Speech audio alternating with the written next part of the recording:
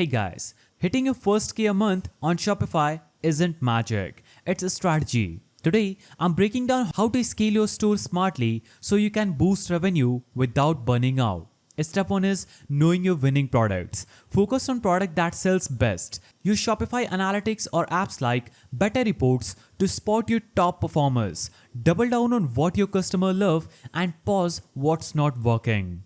Step 2 is optimizing your product pages. So, focus on product that sells best. So, high converting product pages make sales easier. So, use clear photo, persuasive description, and add social proof with reviews or testimonials. And don't forget fast loading pages. Low speed kills sales. Now, step 3 is invest in targeted ads.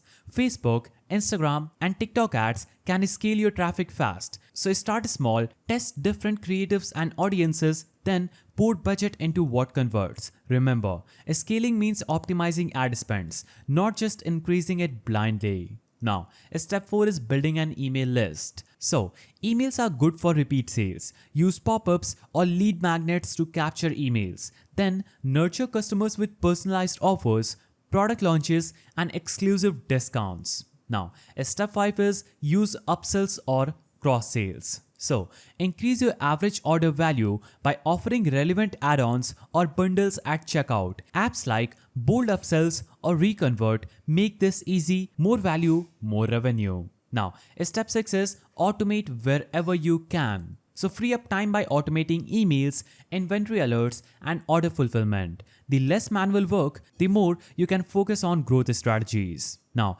step 7 is leveraging customer reviews and social proof. So show off happy customers on your site and socials. User-generated content builds trust and drives conversion. People buy from people. So make sure that you promote more and more user-generated content to leverage customer reviews and social proof. Scaling to 10K a month is about a smart focus, not just hard hustle. Know what works, optimize constantly, and keep your customers happy. Your store's growth starts with these key steps. Now it's your turn.